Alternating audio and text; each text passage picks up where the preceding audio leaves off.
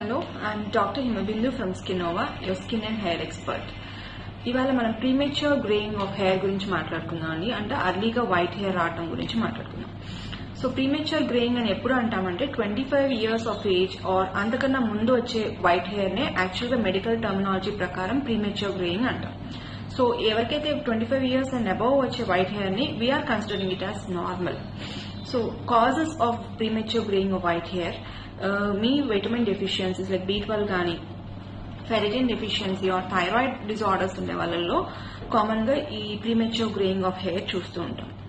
Are life style habits like smoking కానీ stress related conditions వల్ల కూడా అర్లీగా వైట్ హెయిర్ రావడం జరుగుతూ ఉంటుంది.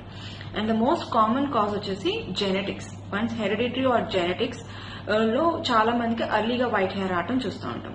Treatment is treat the cause like life style modification, stress induced వల్ల వచ్చిందైతే life style modification, or if you have some vitamin deficiencies, thyroid disorders అవి ట్రీట్ చేస్తే ఆటోమేటిక్ గా ఇది కరెక్ట్ అవడానికి ఛాన్స్ ఉంటుంది. But genetics we cannot do much, but still మన life style modification తో దాన్ని ప్రాసెస్ ని కొంచెం డిలే చేయడానికి అయితే ఛాన్సెస్ ఉన్నాయి.